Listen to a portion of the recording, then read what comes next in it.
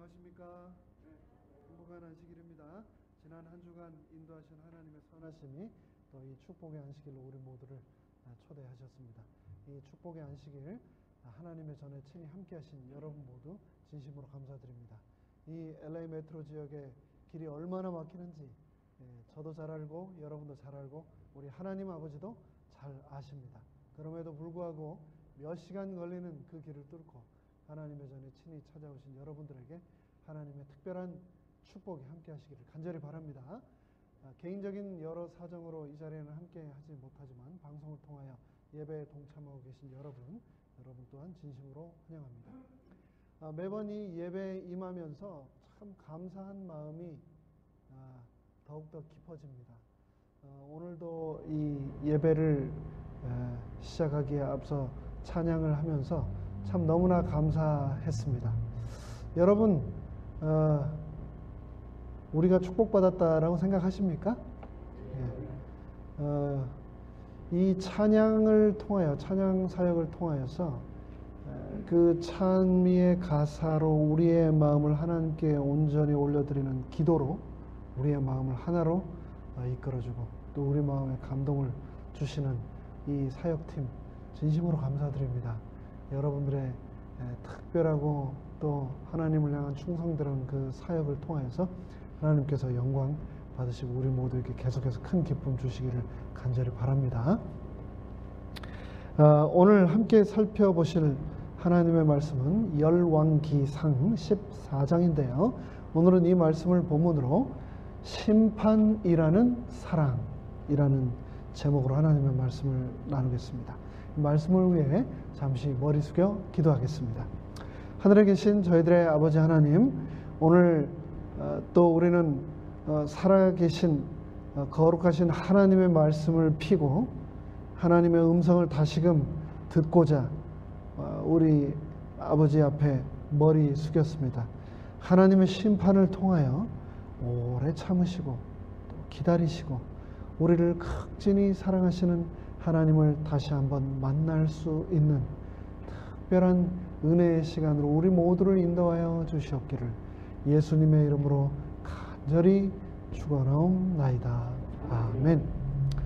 열왕기상 14장 7절로 11절의 말씀을 먼저 제가 읽겠습니다. 여러분들은 다 함께 눈으로 또 마음으로 함께 읽어주시겠습니다. 가서 여로보암에게 고하라. 이스라엘 하나님 여호와의 말씀이 내가 너를 백성 중에서 들어 내 백성 이스라엘의 주권자가 되게 하고 나라를 다윗의 집에서 찢어 내어 너에게 주었거늘 너 여로보암은 내 종 다윗이 나의 명령을 익혀 전심으로 나를 좇으며 나보기에 정직한 일만 행하였음과 같지 아니하고 너의 이전 사람들보다도 악을 행하고 가서 너를 위하여 다른 신을 만들며 우상을 부어 만들어 나의 노를 격발하고 나를 내 등 뒤에 버렸도다. 그러므로 내가 여로보암의 집에 재앙을 내려 여로보암에게 속한 산에는 이스라엘 가운데 매인자나 노인자나 다 끊어버리되 거름을 쓸어버림같이 여로보암의 집을 말같게 쓸어버릴지라. 11절입니다. 여로보암에게 속한 자가 성에서 죽은 즉 개가 먹고 들에서 죽은 즉 공중의 새가 먹으리니 이는 여호와가 말하였음이니라 하셨나니. 지치고 복잡한 한 주간의 삶을 마치고 이 안식일 첫 시간 교회에 오셨는데 제목 자체가 조금 무거워서 죄송합니다. 네. 제목이 뭐라고요? 심판이라는 사랑. 이 심판이라고 하는 말 때문에 너무나 많은 사람들이 오해를 하고 또 하나님을 온전히 이해하지 못하는 그것이 우리가 살아가는 세상입니다. 그런데 이 안식일에 오셨는데 심판이라는 사랑이라고 하는 말이 들어갔지만 이 심판에 관하여서 오늘 본문은 우리에게 말하고 있는데 비록 하나님께서는 심판을 말씀하시지만 그 심판 안에 우리를 향한 위로와 격려 또 하나님의 사랑과 은혜가 있다는 것을 여러분들은 다 잘 아시리라고 믿습니다. 오늘 본문 열왕기상 14장을 통해서 심판하시는 하나님의 모습이 그 안에 여전히 우리를 향한 자비와 은혜가 얼마나 크게 또 깊게 넓게 스며들어 있는지 다시 한번 확신하는 특별한 축복의 시간 되시기를 간절히 바라면서 이제 말씀을 시작하겠습니다. 오늘날 많은 기독교인들은 하나님은 사랑이시기 때문에 우리를 심판하지도 않으시며 우리를 무조건적으로 구원하신다라고 믿습니다. 굉장히 많은 그리스도인들이 그렇게 믿고 있습니다. 그래서 심지어 최근에 우리가 잘 아는 또 공개적으로 저희 재림교회를 떠난다고 선언한 한 분도 조사 심판, 그것은 하나님의 성품과 성경과 위배된다 라고까지 얘기를 하며 심판에 대하여 극도로 아주 알러지 반응을 일으키는 그런 모습을 우리가 보았습니다. 하나님의 심판에 대해서 말을 하면 하나님을 오해하고 그분의 성품을 온전히 이해하지 못한 율법주의 이단으로 매도되는 세상입니다. 사랑이신 하나님이 어떻게 심판을 할 수 있습니까? 심판할 수 있습니까? 사랑하시기 때문에 심판을 하신다는 것을 우리는 잘 알고 있습니다. 만약 우리가 믿는 하나님이 우리의 모든 죄, 우리의 회개와 관계없이 그대로 용납해 주시고 무조건 사랑해 주시고 위로해 주시고 동정해 주시는 하나님이라면 오늘 본문 열왕기상 14장의 여로보암 왕은 자신의 평생에 금송아지 신을 만들고 섬겼던 것처럼 우리도 그렇게 살 사람 많습니다. 심판이 없다면 말입니다. 그러나 오늘 우리가 믿고 따르는 하나님은 온 우주의 창조주이시며 왕이시며 동시에 성경은 분명히 뭐라고 말씀하고 있냐면 심판장이시다 라고 말씀하고 있습니다. 그분은 정의와 공의와 심판을 집행하시는 분이다 라고 말씀하고 계십니다. 오늘 우리는 열왕기상 14장에 나타난 여로보암의 집에 대한 하나님의 심판을 살펴보겠습니다. 또한 말씀을 통해서 심판이 하나님의 또 다른 사랑의 표현이며 우리를 구원하시는 방법임을 다시 한번 살펴보도록 하겠습니다. 1절로 4절의 말씀을 읽겠습니다. 그때의 여로보암의 아들 아비야가 병든지라 여로보암이 그 아내에게 이르되 청컨대 일어나 변장하여 사람으로 그대가 여로보암의 아내임을 알지 못하게 하고 실로로 가라. 왜요? 실로에 하나님의 사람 선지자가 있기 때문입니다. 실로로 가라. 거기 선지자 아히야가 있나니. 이름이 조금 너무 비슷해서 헷갈립니다.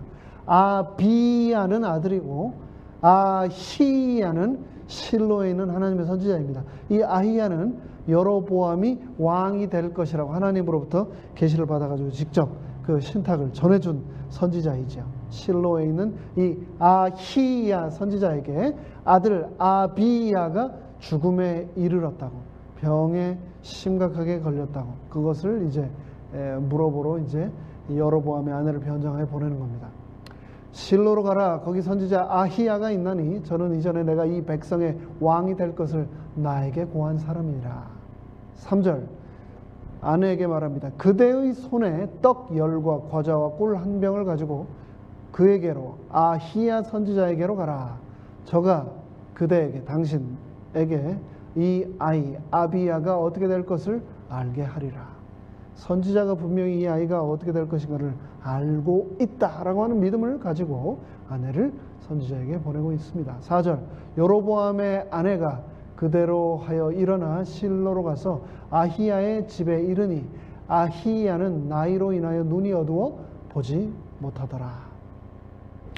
오늘 14장에 앞서서 지난 시간 13장을 통해서 우리는 하나님께서 먼저 베델의 제단에서 하나님의 사람을 통하여 유대 땅에서 보내신 하나님의 사람 선지자를 통하여 여로보암 왕에게 경고의 말씀을 주셨던 것을 우리가 기억합니다. 여로보암 왕은 그 대언자를 잡으라고 금 송아지 신상 앞에 제단이 갈라지고 그 제단에 쌓였던 재가 쏟아지는 그런 하나님의 심판의 기별을 선언하는 하나님의 사람을 향하여 여로보암 왕은 선지자를 잡아 죽이려고 손을 내밀어 잡으라고 할 때 그 손이 말라버리는 심판을 받았고, 선지자의 기도를 통해 그 손이 그 즉시 또 회복되는 기적을 경험하였습니다. 심판과 은혜를 경험을 하였죠. 분명히 그의 눈으로 하나님의 사람 선지자가 말한 표적대로 제단이 무너지는 걸 직접 목격하였습니다. 뿐만 아니라 그 대언자가 베델 땅에서 물도 마시지 말고 떡도 마시지 말고 빵도 마시지 말라고 하는 하나님의 명령을 받았다라고 하는 말을 듣고, 그래서 왕과 빵을 먹지도 않고 그대로 길을 떠나갔었는데, 연로한 한 대언자 거짓 선지자를 만나 그와 함께 빵을 먹다가 하나님이 보내신 사자에 의해서 그 자리에서 즉사한 내용도 여로보암 왕이 보았습니다. 부인할 수 없고도 분명한 하나님의 경고의 메시지를 그는 자신의 몸에 일어났던 저주 기적을 통하여 또 유다 땅에서 왔던 젊은 하나님의 사람을 통하여서 분명히 보았는데, 그럼에도 불구하고 여로보암은 회개했습니까? 안 했습니까? 돌이키지 않았습니다. 참 다행입니다. 이 사진을 찾을 수 있었는데요. 금송아지 앞에서 이 제단 앞에 있는 이 여로보암 왕을 향하여 유대 땅에서 온 이 하나님의 사람이 하나님의 심판을 선언하자 단이 무너지고 그 재가 쏟아져 내리는 장면이고, 여로보암이 이 선지자를 잡으라고 명령을 내리며 팔을 뻗자 팔이 그대로 말라버린 이 내용이 사진으로 잘 표현이 되어 있습니다. 지금 우리는 이제 지난 13장을 통해서 읽은 그 내용이 14장 1절의 말씀에서 또 다시 여로보암의 아들 아비야에게 심판이 또다시 임한 것을 보게 됩니다. 하나님께서 여로보암의 팔을 마르게 하셨다가 은혜를 베푸셔서 낫게 하셨는데, 그래도 회개하지 않자 이번에는 여로보암의 아들 아비야가 병이 들게 되었습니다. 하나님께서 여로보암에게 또다시 주신 경고였습니다. 분명한 하나님의 쌓인 표적이었습니다. 우리는 하나님의 뜻을 몰라서 순종할 수 없다라고 변명하는 경우가 많은데, 사실은 하나님의 뜻을 알면서도 버틸 때가 상당히 많습니다. 저 자신도 그렇고 하나님을 믿는다고 하는 사람들이 그렇게 살아가는 경우가 얼마나 많은지 모릅니다. 여로보암 왕도 그랬습니다. 여로보암 왕은 여기서 자신의 아내를 변장시켜 자신에게 이스라엘 왕이 될 것이라고 말해주었던 대언자 아히야를 찾아가라고 보내고 있습니다. 여로보암의 아내인 것을 밝히지 말고 단순히 아들이 어떻게 될 것인지만 물어보라고 자기 아내를 보내고 있습니다. 여기 몇 가지 이제 궁금증이 일어나죠. 여로보암은 자기가 직접 선지자 아히야 선지자에게, 전에 안면도 있고 아히야 선지자가 자신에게 북방 이스라엘 왕이 될 것이라고 명했기 때문에 안면이 있고 잘 아는 아히야 선지자에 직접 찾아가서 자신의 아들 아비야의 운명에 대해 물어볼 수 있었는데 왜 자신이 직접 가지 않았을까 하는 궁금증이 들고, 두 번째, 왜 아내를 대신 보냈을까? 거기다가 더 나가서 왜 아내를 남들이 여로보암의 아내라는 것을 모르도록 변장까지 해서 보냈을까라는 그런 궁금증들을 갖게 됩니다. 근데 이유야 어찌 되었건 그렇게 찾아갔던 선지자 아히야는 이미 나이가 많아서 눈이 어두워서 사람을 거의 식별할 수 없는 그런 상태였습니다. 일반적으로 본다면 여로보암의 아내를 변장 안 해도 알아보지도 못할 정도의 그런 상태였던 거죠. 그러나 여기에서 우리는 분명하게 여로보암의 교묘함과 어리석음을 볼 수 있습니다. 하나님께서 주신 경고 앞에 자기 자신을 돌이키고 회개할 생각은 하지 않고 또 거짓말을 하고 또 변장을 하고 또 분장을 하고 있는 겁니다. 아들이 어떻게 될 것인가만 염려하고 왜 이런 일이 생겼는지는 그 누구보다도 정확히 알고 있으면서 하나님의 말씀을 거역하고 금송아지 우상 숭배를 22년 동안이나 해온 자신의 죄를 그 누구보다도 분명하게 알고 있으면서 계속해서 버티고 있는 겁니다. 그리고 단순히 자기 필요를 채우기 위해서 선지자를 찾고 하나님을 찾고 있는, 하나님을 섬기는 것이 아니고 하나님을 이용하는 너무나 대표적인 나쁜 예로 여로보암은 이렇게 성경에 기록되고 말았습니다. 우상 숭배자가 아닌 척, 다만 하나님의 사랑과 긍휼을 필요로 하는 불쌍하고 가련한 영혼인 척 자신의 아내를 변장시켜 아히야에게 보내고 있는 여로보암의 모습입니다. 나 자신이 하나님 앞에서 불순종하고 있는 문제들을 분명히 알고 있으면서 나의 삶 속에서 여로보암처럼 하나님의 분명한 신호와 메시지를 혹 여러분 받아보셨습니까? 그 일에 대해서 여러분 버텨보셨습니까?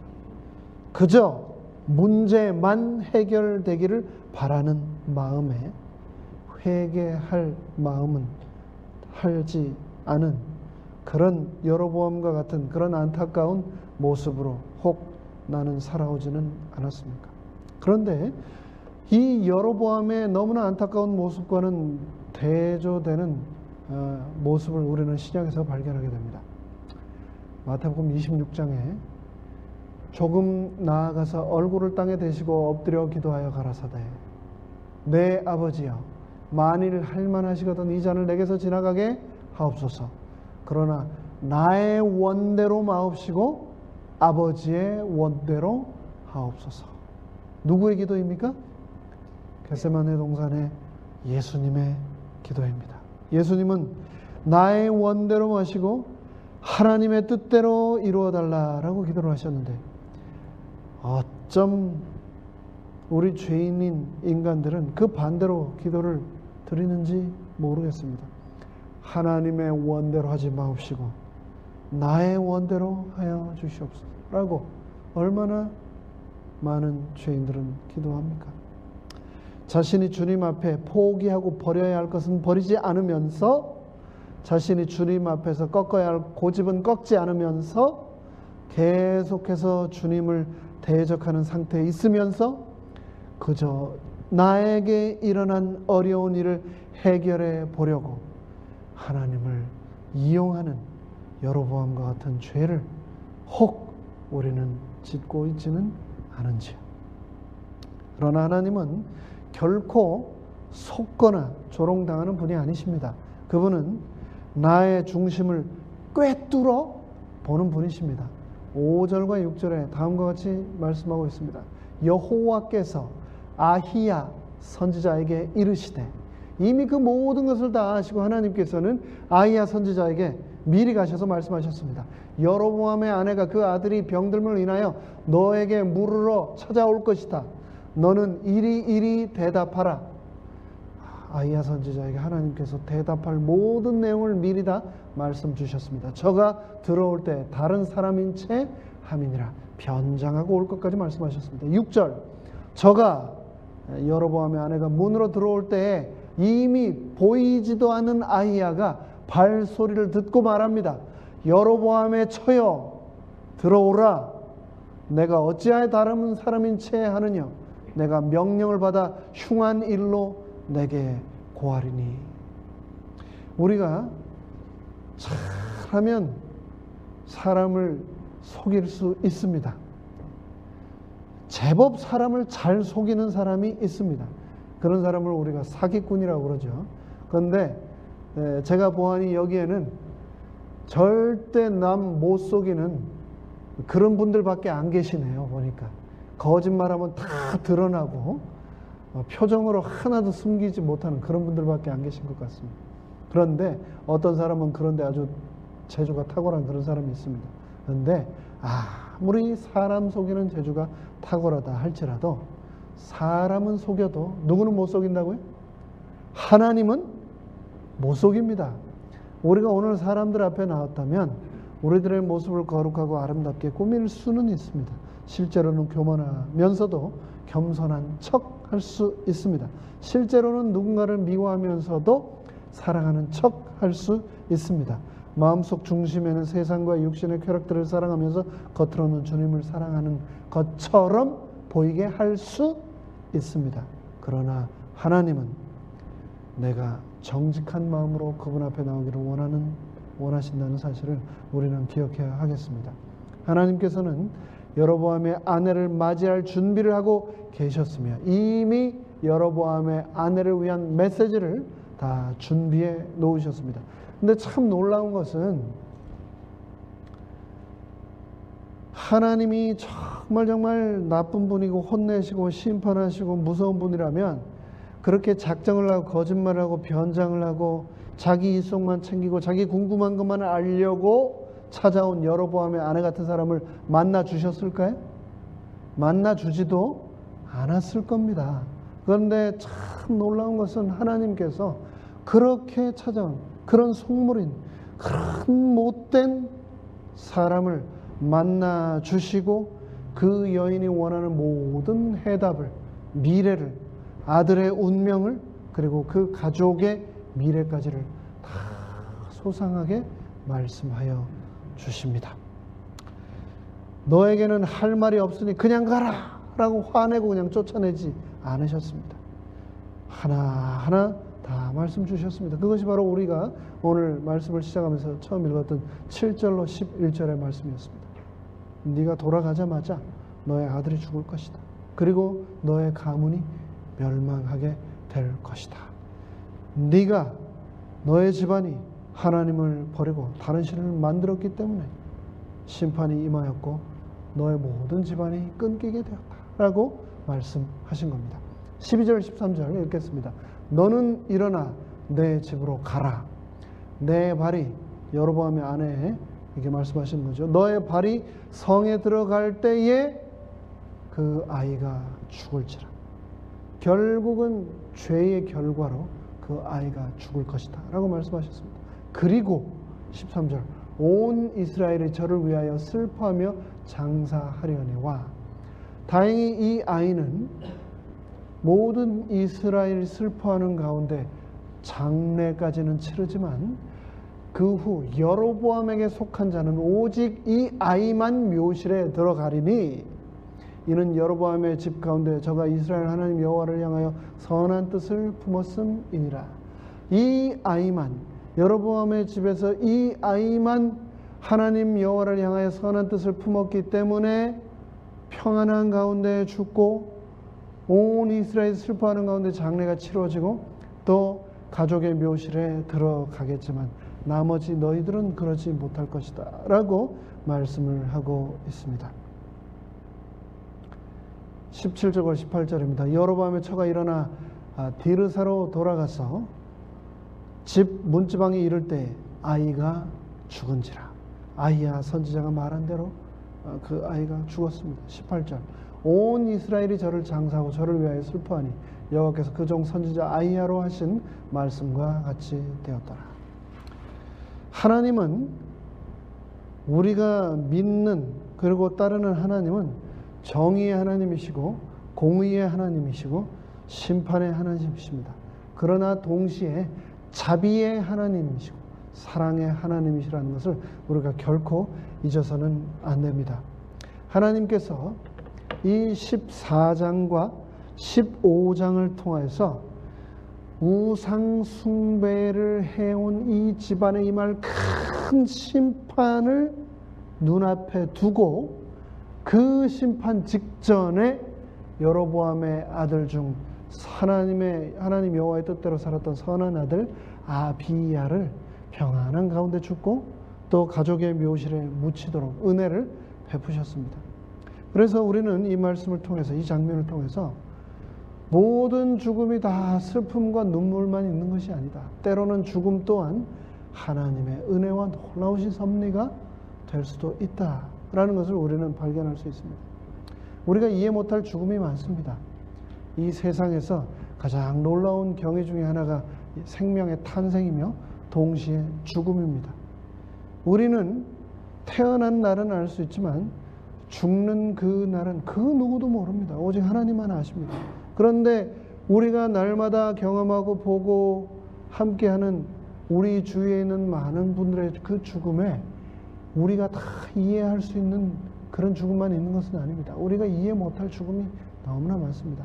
그럼에도 불구하고 오늘 열왕기상 14장 17, 18절의 말씀처럼 아비야의 죽음처럼 다가올 큰 환난, 그 집안에 임할 재앙에 앞서서 하나님께서 이 아비야를 사랑하셔서 그를 먼저 잠들게 하시고 가족들과 모든 이스라엘 사람들이 정말 슬퍼하는 가운데 장례를 성대하게 치르고 가족의 묘실에 임하게 하도록 하신 것, 그것이 큰 은혜였다는 것을 우리는 볼 수 있습니다. 오래만 사는 것, 그것이 하나님의 은혜가 아니라는 것입니다. 하나님께서는 때로는 우리가 이해하지 못하게 너무나 사랑하고 너무나 아깝고 너무나 고귀한 그 생명들을 우리가 이해하지 못하는 순간에 데려가실 때도 있지만 우리의 모르는 하나님의 놀라우신 섭리가 그곳에 있을 수도 있다라는 것을 오늘 본문을 통해서 우리는 생각해 볼 수가 있습니다. 계속해서 살펴보겠습니다. 20절의 말씀, 여로보암이 왕이 된 지 22년이라 저가 그 열조와 함께 자매 그 아들 나답이 대신하여 왕이 되니라. 여로보암이 금송아지를 언제 만들었습니까? 왕이 된 직후에 이스라엘 백성들이 예루살렘으로 가서 유월절을 지킬까봐, 성전을 찾아갈까봐, 남방 유다를 계속 왕래할까봐 그렇게 못하도록 베델과 단에다가 금송아지를 만들었죠. 그렇게 22년을 죽을 때까지 하나님을 배역하는 죄를 지었는데 하나님께서는 22년 동안 그를 기다려 주셨고 참아 주셨고 계속해서 분명한 경고의 말씀들을 주셨습니다. 그럼에도 불구하고 여로보암은 돌이키지 않았습니다. 하나님께서 오늘 우리 각자에게 원하시는 것이 무엇일까? 성령님께서 우리 안에, 내 안에 지금 무엇을 원하며 말씀하고 계신가? 주님께서는 분명히 우리에게 말씀을 해주고 계십니다. 내가 지금 내 인생 이 순간을 살아가면서 누구를 용서해야 되는지, 누구를 사랑해야 되는지, 누구를 섬겨야 하는지, 누구에게 순종해야 되는지, 무엇을 버려야 하는지, 무엇을 포기해야 되는지 분명하게 하나님은 말씀하고 계십니다. 우리가 여로보암 왕처럼 어리석고 교묘하게 버티지 않기를 원하신다라고 성경은 말씀합니다. 여로보암에게 오랜 기회가 주어졌다 할지라도 결국 그는 죽었고 그 기회를 여로보암은 살리지 못하였습니다. 그처럼 하나님께서는 우리에게 언제까지 기회를 주실지라도 바로 오늘 지금 내가 하나님의 뜻에 순종하지 않는다면 그 모든 기회와 축복들은 허지로 돌아가게 될 것입니다. 25절 읽겠습니다. 15장 25절로 26절입니다. 여로보암이 이제 죽고 나서 여로보암의 아들 중에 나답이라고 하는 아들이 이제 대를 이어서 왕이 되었습니다. 나답이 안타깝게도 아버지가 지은 죄를 그대로 물려받아 계속해서 죄를 지었습니다. 여로보암에게 하나님께서 수많은 회개의 기회를 주셨습니다. 나답에게도 회개의 기회를 주셨을까요? 주셨습니다. 나답은 특별히 아버지가 22년 동안 죄를 지어왔고 그 죄를 회개하도록 호소하시는 하나님의 모습을 22년이나 바라볼 수 있는 특권이 있었습니다. 그리고 이제 자신이 왕이 되었습니다. 25절 유다왕 아사 제2년에 여로보암의 아들 나답이 이스라엘 왕이 되어 2년을 이스라엘을 다스리니라. 2년 동안 이제 왕이 되었습니다.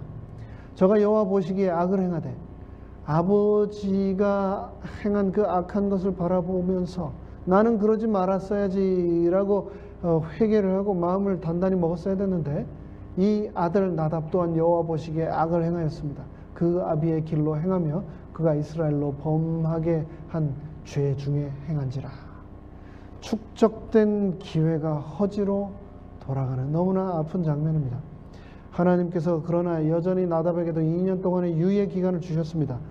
이미 여로보암의 온 집을 심판하기로 결정하셨지만 그럼에도 불구하고 끝까지 여로보암에게 돌이킬 수 있는 기회를 주셨던 것처럼 나답에게도 기회를 주셨으나 26절에서 말씀한 것처럼 아버지와 똑같이 나답은 우상 숭배의 길을 걸었습니다. 27절부터 있는 말씀입니다. 이에 이사갈 족속 아히야의 아들 바하사가 저를 모반하여 블레셋 사람에게 속한 기브돈에서 저를 죽였으니 이는 나답과 온 이스라엘이 기브돈을 애워싸고 있었음이니라. 유다 왕 아사 제3년에 바하사가 나답을 죽이고 여로보암의 뒤를 이었던 나답이 2년이라고 하는 아주 짧은 세월 동안 죄를 여전히 짓고 우상 숭배를 하자 하나님께서는 나답을 심판하셔 나답을 죽이고 대신하여 왕이 되고, 왕이 될 때 여로보암의 온 집을 쳐서 생명 있는 자를 하나도 남기지 아니하고 다 멸하였는데, 그때 여로보암 집안에 단 한 사람도 남기지 않고 하나님께서 다 진멸하셨다라고 말씀하는데, 여호와께서 그 종 실로 사람 아히야로 하신 말씀과 같이 되었으니, 실로에 있던 아히야 선지자에게 말씀하셨던 대로 모든 것이 이루어졌는데, 30절 이는 여로보암이 범죄하고 또 이스라엘로 범하게 한 죄로 인함이며 또 저가 이스라엘 하나님 여호와의 노를 격동시킨 일을 인함이었더라. 아히야 선지자의 말대로 성 안에서 죽은 여로보암의 자손들은 그 시신이 개에 의해서 다 먹히게 되고, 성 밖에서 죽은 여로보암의 자손들은 전부 새의 먹이가 되는 비참한 이 가족의 몰락을 우리는 성경을 통하여 보게 됩니다. 성경은 하나님이 무자비한 분이시고 잔인하고 사랑이 없으셔서 우리를 심판한다고 결코 말씀하지 않습니다. 성경은 분명히 여로보암의 지은 죄들로 인하여 하나님의 심판이 그에게 이르렀다라고 말씀하고 있습니다. 오늘 우리가 믿고 따르는 하나님은 우리의 상상 속에 계시는 분이 아니라 살아계신 하나님입니다. 또한 성경에 기록된 하나님의 정의와 공의로 죄를 심판하시는 하나님이십니다. 긍휼이 풍성하고 진노하기를 더디하시고 오래 참으시는 하나님이실지라도, 우리에게 기회를 계속해서 주시는 분이실지라도 결국에는 우리는 하나님의 심판대 앞에 서게 될 것이다 라고 성경은 말하면서, 우리 하나님은 바로 나의 심판장이시다고 말씀하고 있습니다. 시편에서는 하늘이 그 공의를 선포하리니 하나님 그는 심판장이심이로다. 또 전도서에서는 말합니다. 청년이여 내 어린 때를 즐거워하며 내 청년의 날을 마음에 기뻐하여 마음에 원하는 길과 내 눈에 보이는 대로 쫓아 행하라. 그러나 꼭 기억해라. 하나님이 내 모든 일로 인하여 너를 심판하실 줄을 알라 라고 말씀하고 있습니다. 심판자 하나님께서 더럽고 죄 많은 우리를 먼저 사랑하시고 교만하고 이기적인 우리를 구원하시려고 이 땅에 성육신하셨습니다. 우리 주 예수님께서는 우리가 받아야 할 죄의 모든 결과를 심판으로 당하셨습니다. 주 예수 그리스도께서 우리 대신 침뱉음 당하시고 조롱 당하시고 채찍에 맞으시고 십자가에 못 박히셨습니다. 왜 예수님께서 이 모든 일을 다 당하셔야만 했습니까? 바로 하늘의 하나님은 정의의 하나님이시고 심판의 하나님이심에 앞서서 공의의 하나님이시고 우리를 구원하기를 그 누구보다도 간절히 원하시는 하나님이시기 때문입니다. 히브리서는 한 번 죽는 것은 사람에게 정해진 것이요 그 후에는 심판이 있다라고 말씀하셨습니다. 하나님은 모든 행위와 모든 은밀한 일을 선악간에 분명히 심판한다 말씀하셨습니다. 우리가 너무나 잘 아는 세 천사의 기별, 그중 첫 번째 천사의 기별입니다. 그가 큰 음성으로 가로되 하나님을 두려워하며 그에게 영광을 돌리라. 이는 그의 심판하실 시간이 이르렀음이니 하늘과 땅과 바다 물들의 근원을 만드신 이를 경배하라 하더라. 우리 마지막 남은 이 재림교회가 가진 기별, 세 천사의 기별의 핵심은 바로 하나님의 심판입니다. 그런데 이 심판이 끝이 아닙니다. 이 심판은 재앙이나 환난이나 징계가 아닙니다. 로마서 14장 10절로 12절은 이렇게 또 말씀하고 있습니다. 내가 어찌하여 내 형제를 판단하느냐, 어찌하여 내 형제를 업신여기느냐. 우리가 다 하나님의 심판대 앞에 서리라. 기록되었을 때 주께서 가라사대 내가 살았노니 모든 무릎이 내게 꿇을 것이며 모든 혀가 하나님께 자백하리라. 여러분, 우리 각인이 자기 일을 하나님께 짓고 하리라. 심판대 앞에 우리가 지난 생에 살았던 모든 나의 일들을 하나님 앞에 짓고 한다고 했습니다. 그것이 바로 심판의 순간이라고 했습니다. 그런데 그 심판의 순간, 나의 지내온 생애를 하나님께 다 일일이 보고하는 그 순간, 하나님은 우리의 삶에 대하여 계산하겠다라고 하셨는데, 사탄은 비록 우리를 참소할지라도 예수님께서 우리를 변호하시며 우리를 심판하시는 심판장이 바로 하나님이시라는 사실, 그분께서 나를 보호하시고 나를 대변한다는 사실을 우리가 기억한다면 이 심판이 얼마나 큰 축복이며 얼마나 놀라운 은혜인지를 우리는 잊을 수가 결코 없습니다. 우리는 심판을 통하여서 이 세상 살아가면서 우리가 겪었던 모든 오해와 억울함이 풀리게 될 것입니다. 심판의 날은 모든 수고에 대하여 보상이 주어지는 축복의 날이 될 것입니다. 심판하시는 하나님을 생각할 때 우리 마음 가운데 소망이 있습니다.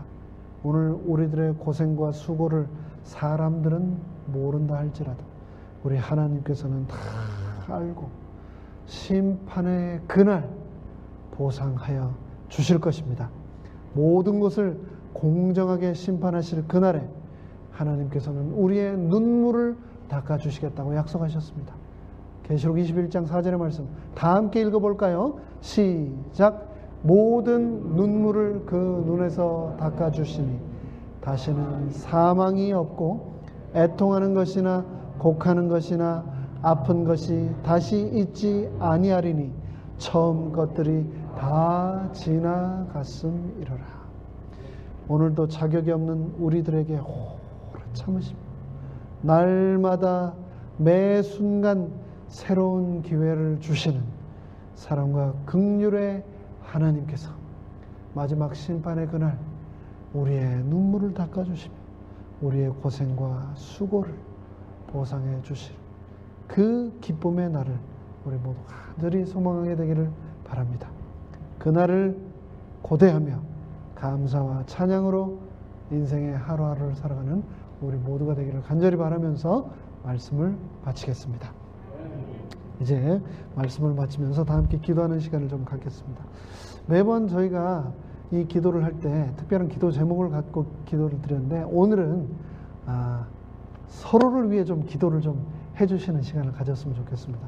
지난 안식일 오후에 우리 이강천 목사님께서 특별한 말씀 주시고 또 우리 황충혜 장로님께서 기도회를 인도해 주셨는데 세 분씩 짝을 지어서 서로를 위해 기도하도록 우리에게 시간을 주셨는데 서로를 위해 기도하면서 제가 너무나 큰 용기와 하나님의 큰 사랑을 경험하게 되었습니다. 조용히 혼자 기도는 집에서 하시고 오늘 이 시간 좀 부끄러워하지 말고요. 서로 같이 손 잡으면서 서로를 위해 좀 축복과 또 은혜의 기도를 해주시면 좋겠습니다. 여러분 어떻게 그렇게 하실 수 있겠습니까? 감사합니다. 세 분씩 좀 짝을 지으시고요. 서로를 위해서 좀 기도를 해주시되 특별히